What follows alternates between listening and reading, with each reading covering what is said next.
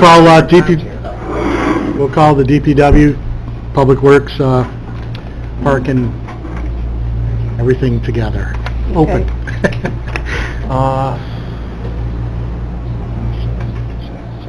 I'm not sure where Tim Benway is. He was in the hallway. Okay. That's why I was wondering. I didn't know if he had left or. He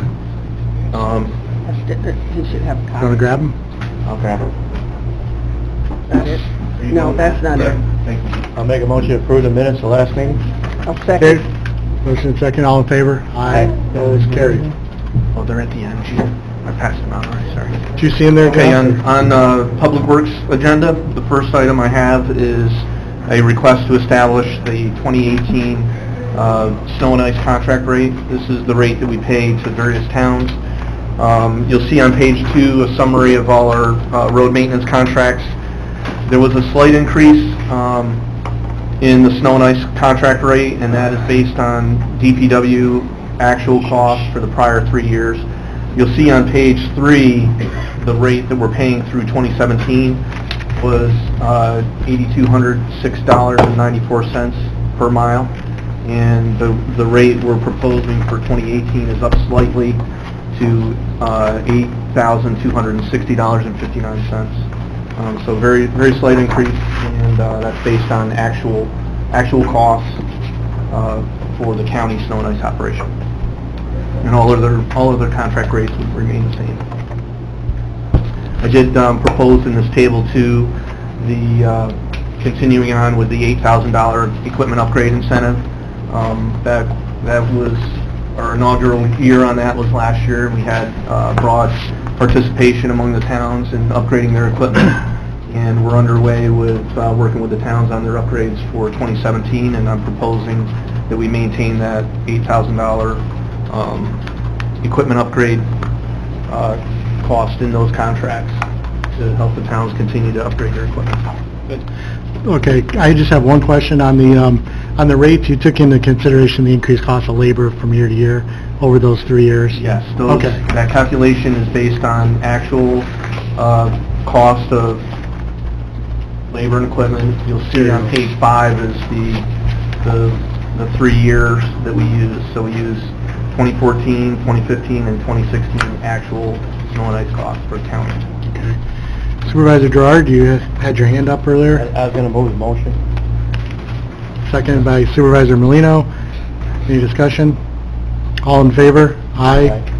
Opposed? Carried. On page 6 is a authorization to attend conference. This is for Kevin Hangos, my deputy, and myself to attend the New York State County Highway Superintendents Association Summer Conference and Professional Development. That's in Corning this year. Motion made by Supervisor Sokol, seconded by Supervisor McDonald.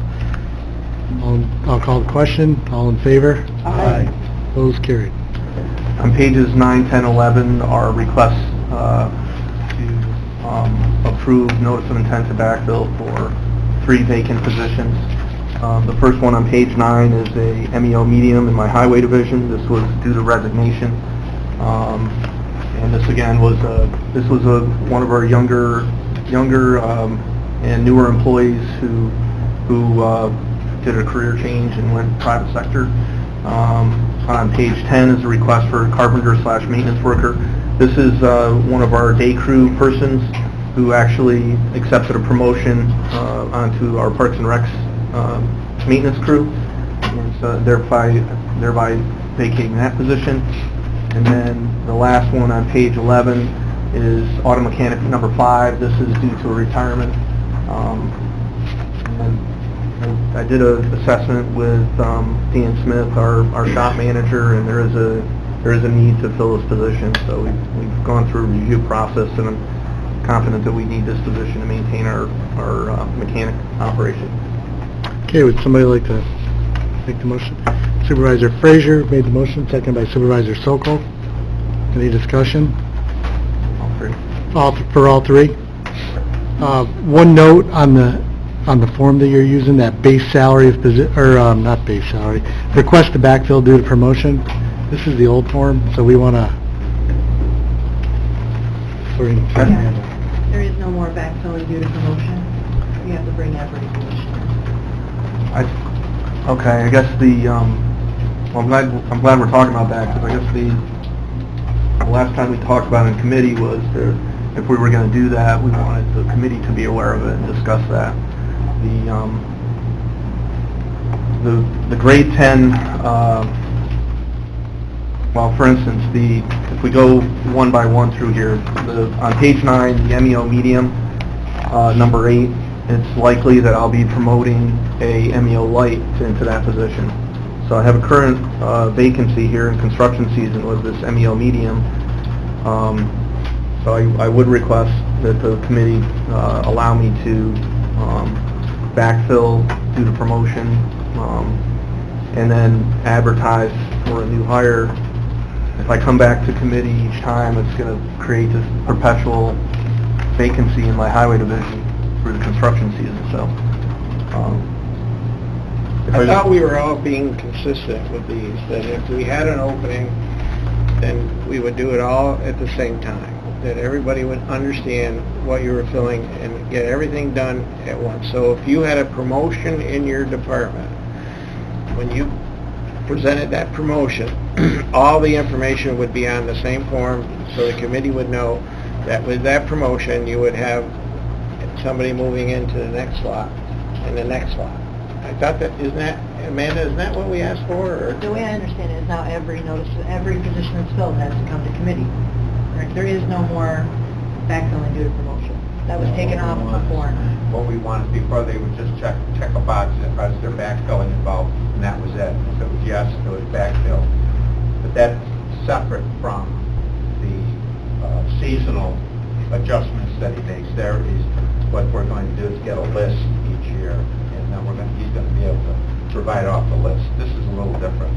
Right, but I thought that like if there's a retirement in one position, we would get, from most of the committee department heads, we would get that this person's leaving, I'm filling this position, and then this person's moving up to that position, and we're going to have an open space at the bottom. I thought that was all done under one motion, and that's the way we asked for it, right? 426 is on, is it 426 is that? 426 is the form, but I thought that you were going to do it all at once. But you can't do it all at once? Well, the challenge I have is I know there's other departments. For instance, the sheriff's department's able to do that because they have a more defined progression for different positions. Right. So I have, just off the top of my head, I'm guessing I have 7 or 8 MEO lights. But I guess just to stop you there.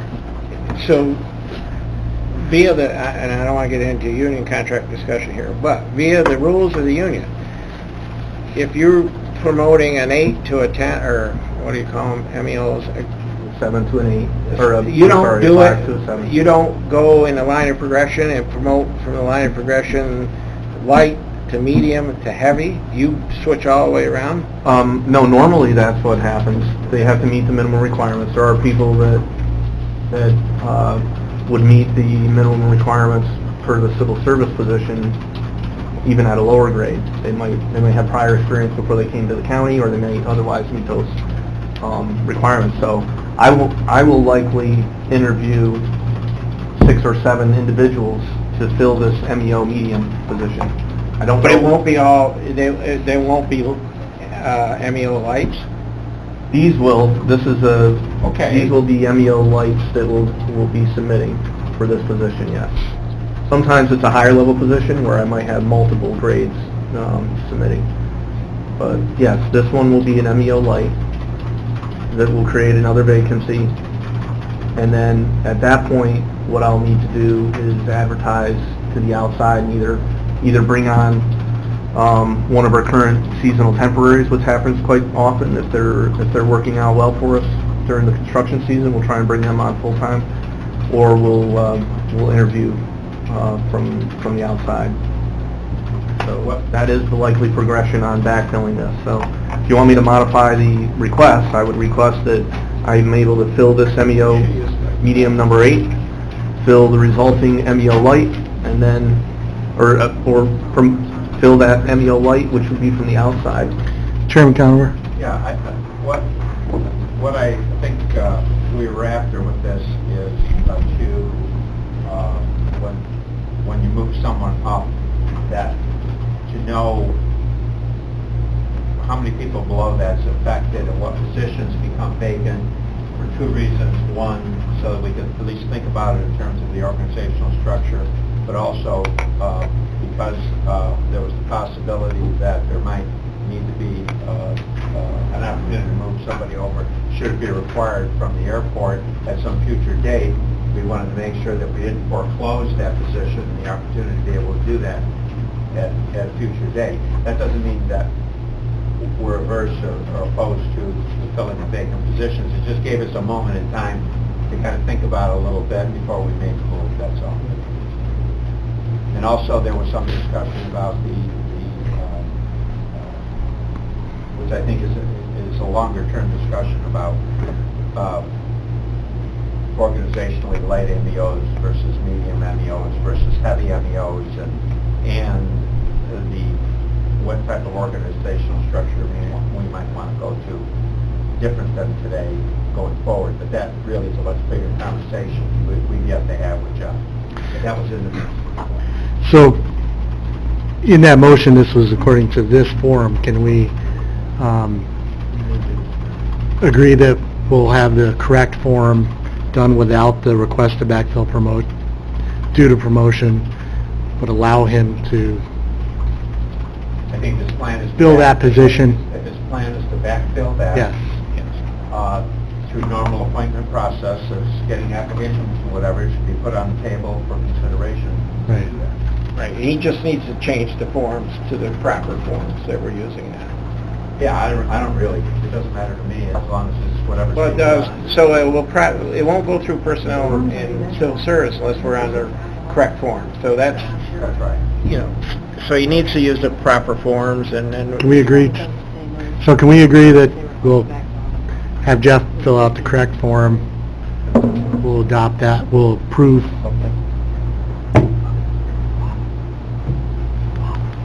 You moving it? It's already moved to second. It's already seconded. Discussion, go ahead. Thank you, Mr. Chairman. I understand sheriff's is a little different, but did we not do something very similar for public health and social services as well? Yeah, they do it the same way. Okay. I just want to make sure we're all even keel. Well, that's what we're trying to get. Okay, any further discussion? And just so you know, and we're going to be better for doing this because what happens each year is that Jeff has certain things, the Department of Public Works has certain things they need to do for the summer season. Right. That tends to throw this building into convulsions in terms of money and administration. And I think what we're looking to do is to, once and for all, to end that and to provide him the flexibility he needs to do what he needs to do, subject to our review, but also administratively, the people that are responsible on personnel side and financial side, basically it's all in advance as part of the budget. It's in the budget. It shows itself in the budget, and we've already talked to Frank Thomas about that. It's just going to hopefully make it so that we never have to revisit that particular issue ever again. It just seems ever since I've been on the board, it's like each year we visit this issue and calls get made, and we spend an awful lot of time on this. And it would seem to me that there should be a list of adjustments that are made for positions in the summer season as part of the budget. That money is the money that comes from the positions that are actually an unfunded. It's an unfunded schedule, so to speak. You kind of see what I'm saying. It's not new positions, it's adjustments in existing positions, and then we're in a position where Jeff can just move forward, do what he needs to do the wonderful work that he does, and we don't have to spend hundreds of man hours on this one thing. Okay. If everybody's good with that, I'll call the question. All those in favor, say aye. Opposed, carried. Do we want to talk about each of these positions individually and what the progression is going to be? So on page 10, now this one, you know, frankly, is more complicated. This on page 10, this carpenter/maintenance worker position is a grade 10, which means that there will be more interest from across DPW and maybe even other departments that have individuals that may meet the minimal qualifications when it comes to being a carpenter and a building maintenance worker. So I'm gonna, if I post this grade 10, I know I will have probably 3 or 4 individuals from my buildings and grounds day crew, and I'll probably have 2 or 3 individuals from my parks and recs maintenance crew that also fall under these building maintenance type positions. And so I have this, I have a shortfall right now that we talked about in buildings and grounds just a little while ago, and moved some money to temporarily hire a seasonal worker to cover our day crew responsibilities. This is another one of those positions that impacts that, and will likely result in a promotion within the department and create a shortfall on another crew. But I don't know who I'm going to promote. I never refuse a DPW or otherwise a county employee an interview, and so I don't know who I'm going to promote until I get through the interview process, and then I do very deliberate promotion board with all my key leaders where I get input from key leaders across the department on the existing employees. All the committee has to make a determination is, do they want Jeff to fill the position? Right. That's really all that's required there. It's just that simple. So part of his organizational structure is just, we want to fill the position. So that's what, on all these positions, is the committee comfortable with Jeff filling those positions? Yes. And the position created Okay. from vacancies. We need that by resolution? From- What I was saying, I was mentioning with Kevin, was that all these forms, they all provide for if there's not a meeting within 2 weeks. It can be signed outside of committee and then reported at committee at the next meeting. I think the easiest way to keep everything clear is probably as you know what's coming up, bring in the form, let it go through the process, and the chairman just signs, your committee chairman will sign off on it outside of committee, and then you just report it at your next committee meeting, so you're not waiting for a month to get the approval. So if you get this one today Okay. and in 2 weeks... I'm good with that's that. the easiest way to send it. Okay. Change the form. No, the form is okay. Form's already there. But you have to change, on you the need to bottom. switch out this form. I think the only, without going back through line by line, as I recall, I believe the only thing, the biggest thing that's changed is the backfill due to promotion. So I can check with civil service if it's okay with you. If they don't mind, it's just waiting it out Okay. and going that way. I'll check. If you need the form, I'll get it to you. If not, I'll talk to Jackie and Trish, and we'll make the adjustments as necessary. But I think if we go that way, that's the easiest way. That way the forms are still coming through and it gives them a little flexibility. Okay. Okay. So we don't need a resolution, we can just move forward? As long as you're okay with it. They'll I am. But due to on a case-by-case basis, they'll go through the same Okay. approval process. Just not... Matt, Thank you. quickly, that's the most sense that's been made. Each meeting, we've getting more and more of this. Yeah. What I remember in 2008, when we had the budget crunch, the committee wanted to see What you can take all out. of the movement, a retirement, so that we didn't have to lay people off. If they retired, we just didn't replace it. Right. So it was an effective measure to look at if we could attrition down, save money, and then it got a little more convoluted about reappointments, etc. We're not in that environment, and we need to let the department heads run their department. I know we have now an HR department, which we didn't have back then, all this, but you could not run your business if you had to go through this tough stuff like this. And Jeff is having trouble running his business Yeah. if he has to come to committee, and I would like to see him run his business the way he sees fit, Yep. without all this dialogue and waste of time in a committee structure. Okay, we're all set. Okay. I don't have any referrals or pending items under the information for discussion review. We did hold our second household hazardous waste collection day on Saturday. That was at the Queensbury Town Hall and Highway Department location.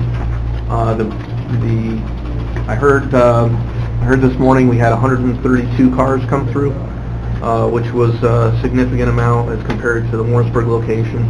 I think what we're looking at for next year is possibly holding one household hazardous waste day in Queensbury, since the response still seems pretty strong down here, and I think in part because of its proximity to a lot of summer homes in Lake George area, and then also the population concentration in Glens Falls and Queensbury, it makes sense that we're getting a better response down here.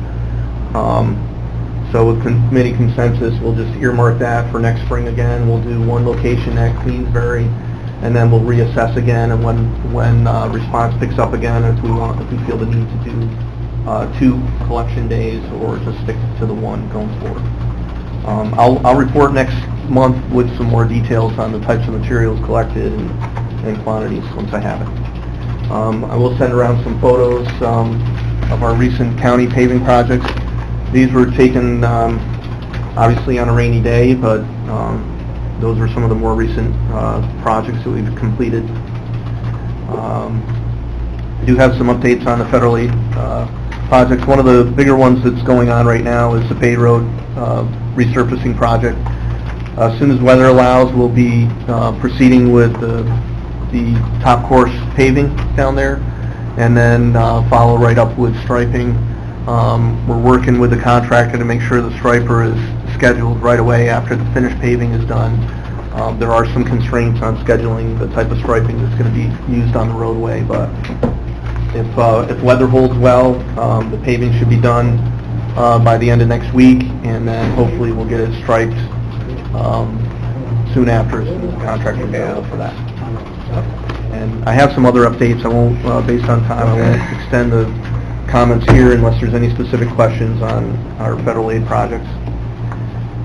The last item I wanted to talk about was request an executive session, and this is to discuss a possible litigation regarding our some vehicle damage. I will mention, though, I have included in the packet an overtime report and fuel usage report for the committee's review as well, but the last item really is that executive session. Before we do the executive session, we did have a meeting with state DOT officials Friday, and I don't know if you would like to report on it, or Kevin? Well, we did meet with DOT to talk about the state roads in Warren County.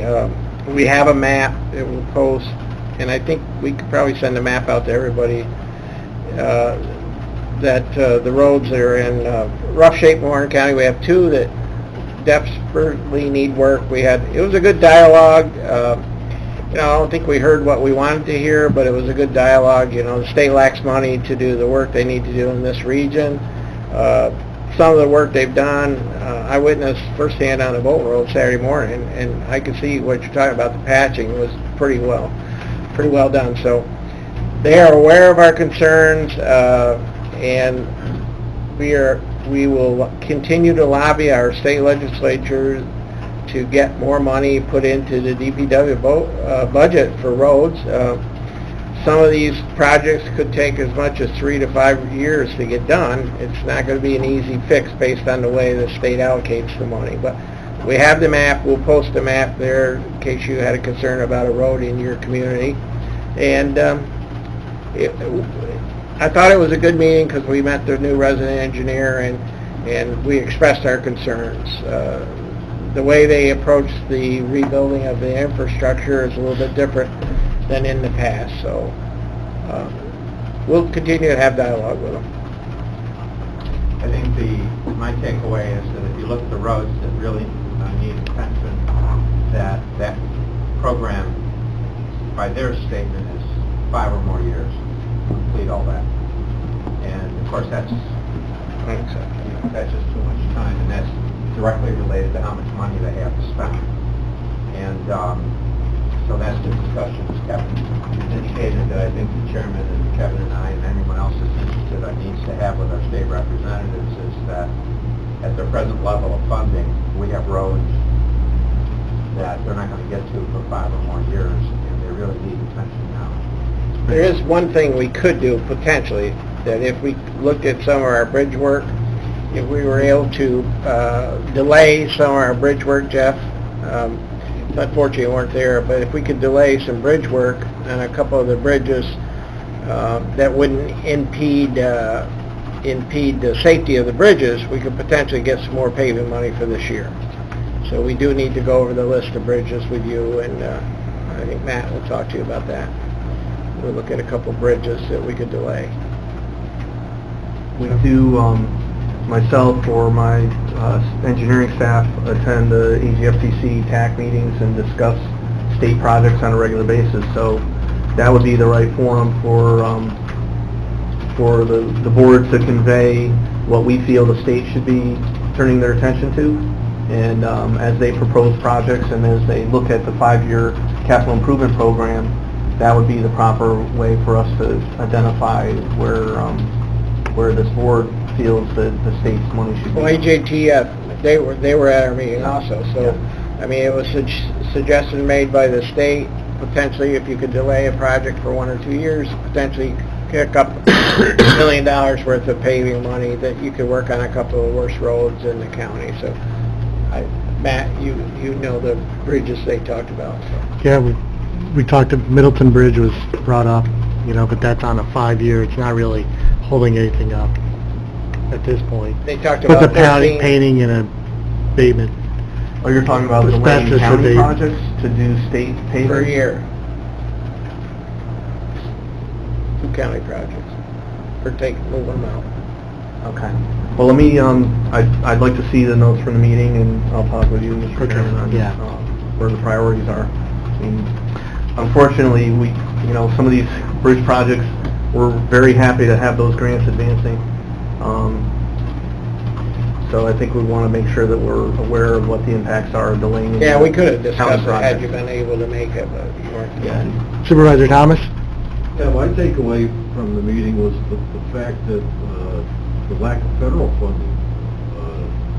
Used to be a 50-50 split with these roads, and the state's responsible for the interstate, for Northway, et cetera. The federal gas tax is 18.4 cents a gallon, and hasn't been raised since 1993. And the money from the feds has decreased, but the state is making up the difference. So my takeaway is that the state's trying to maintain this here, but the problem is the lack of money from the federal government. Or else they need to take care of their own interstate. So. Supervisor McDonald?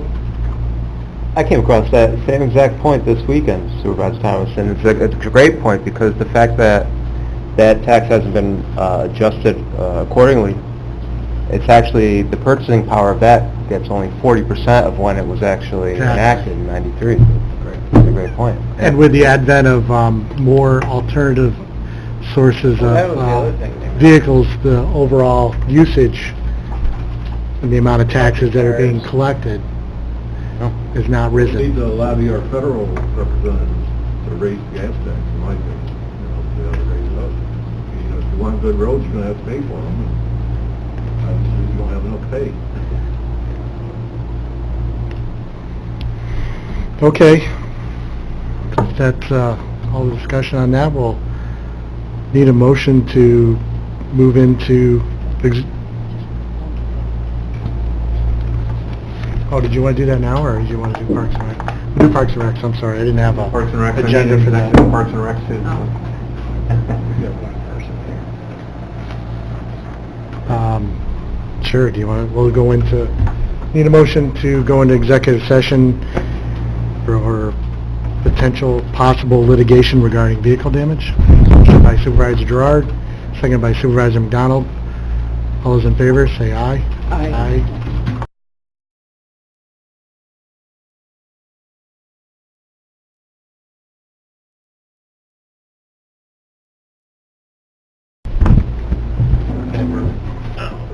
We're proceeding on with Parks and Rec's agenda, and we'll need an executive committee at some point during this portion of the agenda as well.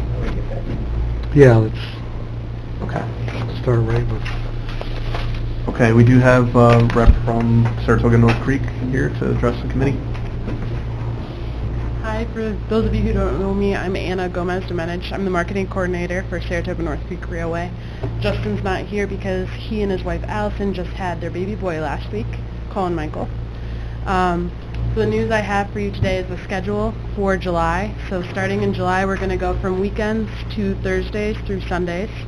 Departure time is 10 a.m. from Saratoga Springs with a southbound departure from North Creek at 3 p.m. And we're also reintroducing onboard services with a new menu. So if there's any marketing-related questions, I'd be happy to answer. Any operational questions, I can pass along. Is the snack bar open in Thurman? Sorry, I can't. Is the snack bar at Thurman Station open? Is it going to be open? No, the snack bar at Thurman Station will not be open. Take it easy.